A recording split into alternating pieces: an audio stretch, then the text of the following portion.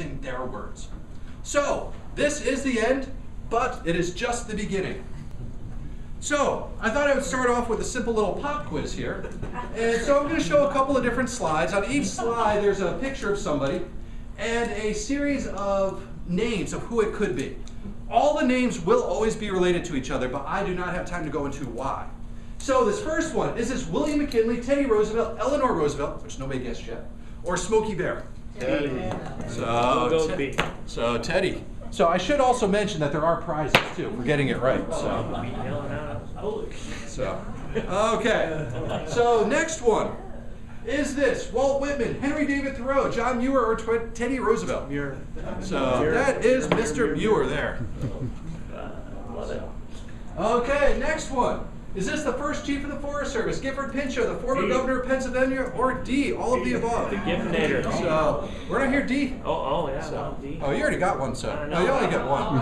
So, there we go. So that is the great Gifford Pinchot. So very impressive. Okay, it gets a little bit more complicated here, though. So, is this John W. Weeks, John F. Weeks, John W. Weeks, or Edgar Weeks? So what was that?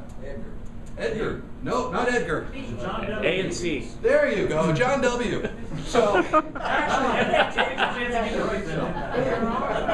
there's a Neil got half the answer. Well, and he did it the hard way. The answer is obviously Mr. Weeks. So, and actually it's C, not A. I don't know why, but it is C, John W. Weeks. So, okay. So the question is, why did I put these up here besides to try and get a cheap laugh? The real reason I did it is because these are the forefathers of forest conservation in the United States. They are responsible for the Weeks Act. They are responsible for the Midnight Reserves. They have helped to conserve hundreds of millions of acres of forest land in the United States. They did great things. They are now irrelevant. Why? This is not the fights that we have nowadays. We have dealt with public lands about as much as we're going to deal with. Are we going to be gaining lots of public forest lands? No. Are we going to be losing lots of public forest lands? I don't think so. If we're interested in forests, this is not who we want to be. One, because they're all dead. And two, this was a long time ago. What do we need to be interested in now? Family forest owners. This is the current fight for forest conservation in the United States. So, one thing that we have done is we've gone out and we've done a poll of 1,000 likely voters. This was for political reasons, so that's why it was voters. And we asked people, who owns most of the forests in the United States? So, U.S. government, forest industry, or family forest owners? So, no, but who? But this is according to the voters, though. The voters say so. I'm not guessing anymore. The answer is quick and it is consistent. The U.S. Forest Service owns all forests in the United States. I work for the U.S. Forest Service. I knew we own lots of acres. I didn't realize that much. But go out and ask your neighbors. Go out and ask your kids. Go out and ask your siblings. Who owns most of the forests in the United States? It's quick, it is consistent. The U.S. Forest Service. What? The second most common answer is the forest industry. These people think that there's millions of acres of plantations out there. Actually, there are millions of acres of plantations out there, but it's just a small piece of the pie that's out there. And so it's not forest industry. It's people like my friend Ben, the families and individuals who own a plurality of the forest land in the United States. I'm going to put up a couple numbers to try and substantiate that claim. So these are statistics for the whole U.S. What percent of the acres are owned by different people? Over half of it is owned privately. And of that private piece, 2/3 is owned by families and individuals. That is the biggest piece of the pie. A plurality of the forest land is owned by families and individuals. But when you ask the general public, they don't get it. When you ask the chief of the Forest Service, he doesn't get it. What are we going to do? How do we get this message out? If we don't get this message out, family forest owners will not get the respect that they deserve. They will not get the resources that they deserve. We need to deal with this issue. Why do we have it? I put up this map to try and explain that. Because you look at the western United States, and the western United States is dominated by public forest lands. But even in the west, there are millions of acres of private forest land, family forest lands, that are critical. But it is dominated by public. Once we get into the eastern United States, though, these public forest lands are hard to find. It is dominated by private dominated by families and individuals. This is what we need to be concentrating on. Why aren't we? The media. When you see stories in the media, what are these stories about? The stories are about the U.S. Forest Service. The stories are about the government. And so this is where people are picking up their information from. But this is what we need to be thinking about. Who matters now? If you are interested in forest conservation in the United States going now, 100 years, 500 years into the future, what do we need to be thinking about? We need to be thinking about the families and individuals who own these lands. The fate is in their hands. And when these lands change hands, that's when critical things can happen on the landscape. Who will the next generation be? Will it stay as forest land? Will the land be parcelized? Will it be harvested? Will management continue? These are important questions that we do not have the answers to. To try and adjust who family forest owners are, we conduct something called the National Woodland Owner Survey. And this is done by the U.S. Forest Service's Forest Inventory and Analysis Program. What FIA does is we have hundreds of people across the United States, and most of us go out there and count trees. We're basically a bunch of tree huggers. By that I mean we're wrapping diameter tapes around trees. And so that's what most people are doing. Trying to understand the biophysical inventory, the biophysical resource that's out there.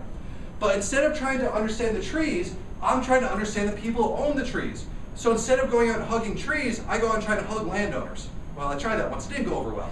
But what I do instead is something that's called a self-administered mail survey. And so we send them this questionnaire, and we ask them stuff about who they are, why they own land, stuff about their land, what they've done with it in the past, and what they intend to do with it in the future. And this is a random sample of forest landowners from across the United States, so our statistics are very robust. And if you're interested in this information, there are a couple of different publications that I can share with you. One is we have a general technical report. And it's this book, and it's very technical in nature, and in the back it has a DVD. And on the DVD, there's 1,500 tables on it. And so I think that's some kind of record, nothing to be proud of, but some kind of record. And the reason we have that is because there's basically 30 core tables. All the data we collect in the National Woodland Owner Survey reported by state. So for every state we have those 30 tables, 30 times 50, 1,500 is where we get it. And so that's there. 1,500 tables, everybody's got what they want, right? No, nobody wants the damn tables. I don't know why I did it, but I did. So if you want to come up with your own tables, we have something called the National Woodland Owner Survey Table Maker Program, where you can go in there and start to design your own program, start to design your own tables, and get the data the way that you want it. Another thing that we did, after we did that technical report, is we put together this little brochure. There's some on the table over here. The primary reason for this brochure was for the people who responded to the survey. We asked, do you want to copy the results? About half of them did. That's great. We're not going to send them that big technical report, just nobody would read it. So we tried to do something that's a little bit simpler, a little bit smaller, a little bit easier to read. But one thing that's interesting about this is it got picked up by people in DC, and a lot of people on Capitol Hill are getting these now. The problem is I'm not sure if we designed this right for the people on the Hill. This was designed for an educated 10 or 12-year-old Boy Scout or Girl Scout. So if we're going to do it again for the politicians, we might do it a little bit differently, but you know, we think that we're real happy with the traction that one's had. The thing that I am most excited about, though, is we have data. Actually, the data's right in here. So if you want to see the data, I can show it to you. So just sitting right in here. So as soon as I'm out of here, I get to start playing with the 2011 data. So we were out there again, so we can look at data from 2006 and then in 2011. What changes are we seeing on the landscape? Are people's attitudes changing? Are their behaviors changing? Some really interesting, and we think really important questions we're going to be able to start to address with these new data. So real excited for that. Look forward to sharing that as soon as we can. So what are some of the basic bits of information that we get? If I was going to collect one bit of information from a landowner, if I could ask him or her one question, what I'd ask them is, how many acres of land, how many acres of woods do you own? This is the most powerful predictor of why they own it, what they've done with it in the past. But there are two very different ways of looking at these statistics. One is we can look at these yellow bars, number of landowners, 1, 2, 3, 4 landowners. When we do that, we can see that the vast majority of people, of family forest owners, own less than 10 acres. Well, less than 10 acres. Some people say it's not even a forest. Well, it depends on what you're interested in. A lot of these smaller parcels tend to be closer to urban and suburban areas. They're under greater threats. These are also the lands that are in the backyards of kids. These are the places where kids get exposed to nature. These are also very important for water purification, for aesthetics, for cooling, for lots of things that are important. Also, how many people have seen a tree vote? Not too many. So people vote, trees don't. So if we're interested in influencing policy, we have to understand the people that are out there, not just the land, not just the trees. But if we look at the number of acres, the red bar, we can see these statistics from a very different perspective. Over half of the forest land is owned by people who have 50 acres or more, relatively large parcels where we can start to do our traditional forestry techniques. That is good. One thing that's interesting though is somewhere around 20 or 40 acres and larger, we can do our traditional forestry techniques. Less than 1 acre, we're talking about arboriculture, we're talking about street trees. We know what to do with that. If you have 5 acres, what are you going to do with it? You have 10 acres, what are you going to do with it?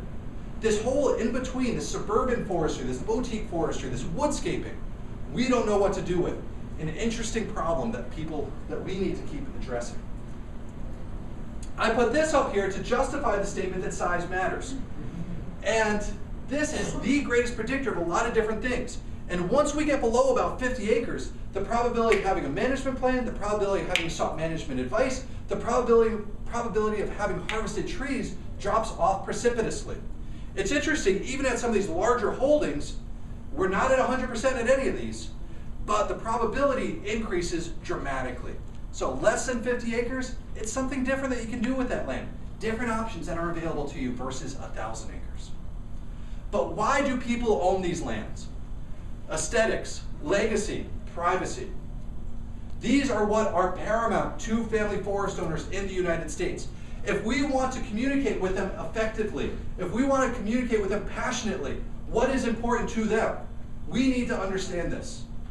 What you do not see as one of the top ones is financial. That's not there. What resonates strongest with these people are the amenity values, the aesthetics, the privacy. This is what's really important to them. This is what they want to make sure they can preserve for themselves and future generations. It is interesting when we asked these questions back in the mid-90s, again, it was amenity values that dominated the landscape.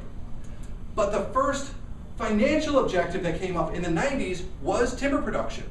When we asked this time, they flipped. Land investment is now important than timber production. Does that have ramifications for how people view their land, how they use their land? Damn right it does. And one thing I should also point out here is that all of the statistics that I'm going to show from here on out are on a percentage of family forest acres basis. I could show number of owners or numbers of acres, just gets too confusing. So everything from here on out will be on percentage of forest land basis. And so here we finally do see timber production. About 30% of the family forest land in the US is owned by people who say timber production is an important objective. Granted, most people have multiple objectives. That's why this adds up to way over 100%.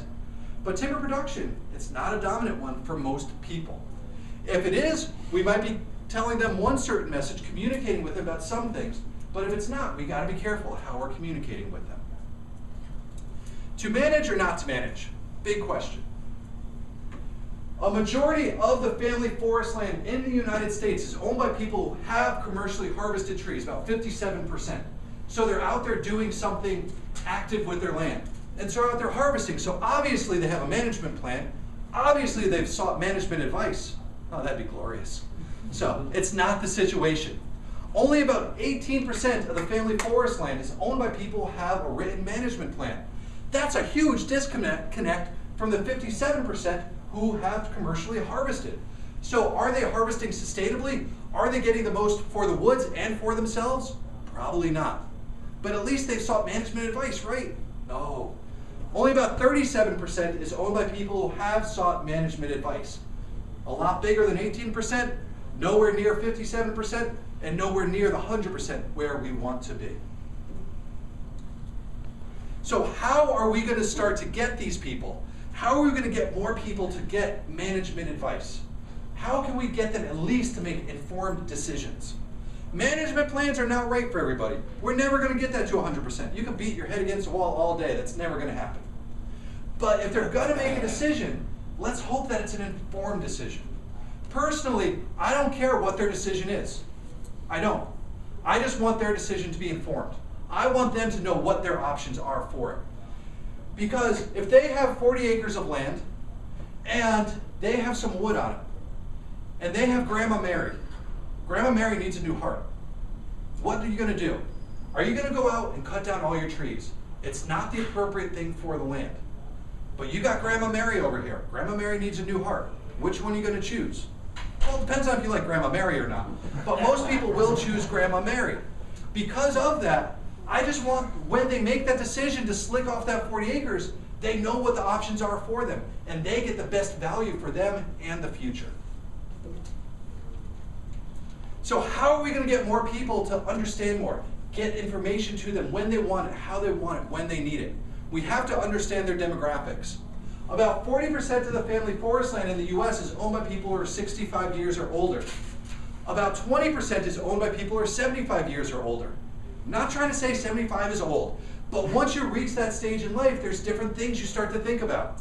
Obviously, the older you get, unfortunately, the more likely you are to die.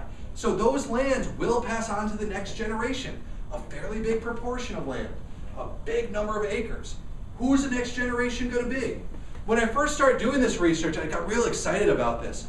And so I saw people were, relatively old, they're going to be selling it. And so I was in my 30s, I'm like, wow, this is great. So there's people in their 90s, they're going to be selling it, I'm in my 30s, I'm going to get it, woohoo! Well, who do they sell to? Who are the ones who acquire it? Their kids. When you're 90, how old are your kids? They're in their 60s. So we see this cycle, but it's always at the upper end of the age spectrum. So if you're in your 30s now, you gotta wait. So there are people who are younger. I want to add a little caveat here about gender. When we asked this question in the last National Woodland Owner Survey, we asked for the primary decision maker to fill out the survey. We know that many of these acres are jointly owned by a man and a woman. And in many circumstances, the woman allows the man to think he is the primary decision maker. But in reality, we know these decisions are made around the kitchen table. Luckily, in the next iteration of the National Woodland Owner Survey, the stuff that's sitting over there in that computer, we did ask for information about at least 2 of the owners. So we'll be able to understand this much greater.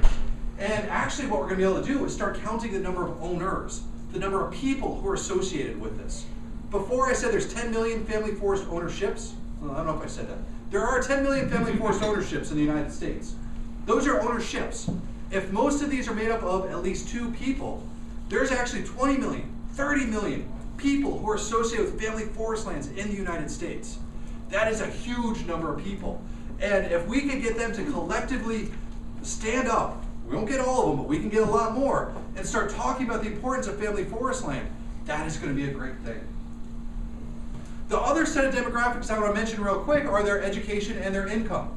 These tend to be slightly higher than the average person in the United States. And so when we're communicating with them, we can start to understand how to communicate with them. What's going to be most effective with them.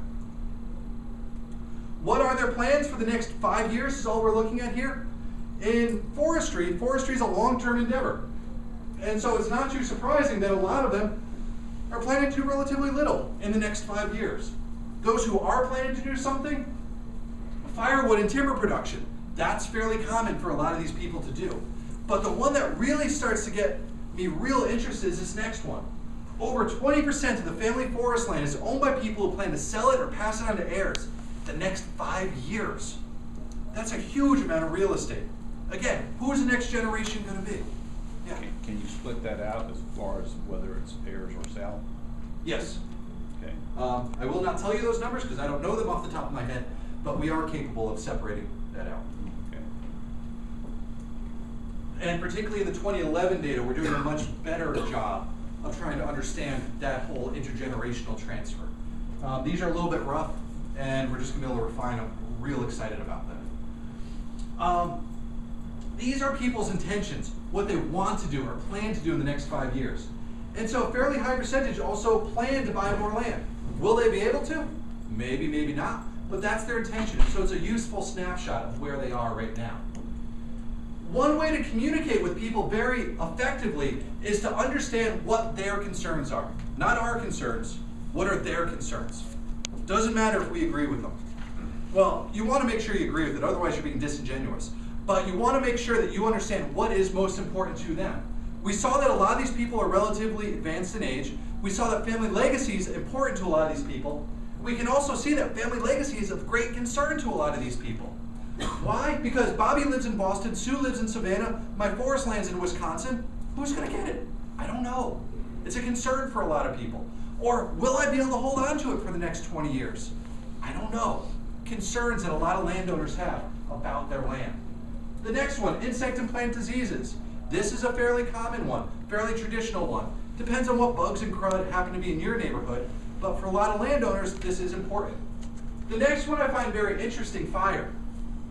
And fire is a concern of family forest owners regardless of where they are across the United States. Regardless of if they live in asbestos forest. There are some of these landowners who live in a forest, own a forest, that you couldn't burn if you wanted to. But fire is a concern to them. Why? Because on the media, they see woods, they see trees, they see it burning. I own trees, they will burn. Not necessarily, but this is their concern. And so then that becomes our concern as well. Trespassing is a very common problem for a lot of these people. People coming on and vandalizing them. People coming on and dumping stuff. ATVs are an interesting one because half the people love them and half the people hate them, and so you gotta be careful with ATVs. But there's a lot of people who have a lot of problems with those vehicles. And then property taxes. And so it's not too uncommon when you ask about it that property taxes are a concern. I had somebody who asked me to put a question on the survey about property taxes. Are your property taxes too high, just right, or too low? So I was like, okay, I think I can answer that one for you. So we didn't bother with that one. So 100% too high. Okay.